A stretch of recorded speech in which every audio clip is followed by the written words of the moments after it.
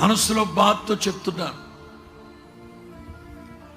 వీధి వీధికి చర్చిలుంటే, వీధి వీధికి దేవాలయం ఉంటే, వీధి వీధికి మసీదులుంటే, నేను అంటాను, ఒక సేవకునిగా చెప్తున్నా, ఏం నేర్చుకుంటారు దేవుని మందిరానికి వెళితే?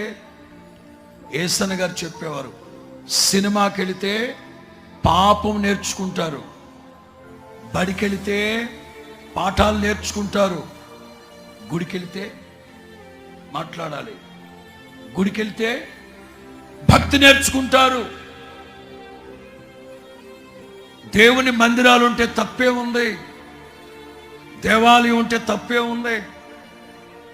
దేవుని మందిరాలు ఎక్కడుంటే అక్కడ ఎందుకు కోల్చాలి? ఎందుకు నాశనం చేయాలి? బ్రాందీ కొట్లు చేయండి, అట్లాగా తాగుబోతులు కొట్లు చేయండి. కుటుంబాల్లో దీపాలు ఆరిపోతున్నాయి.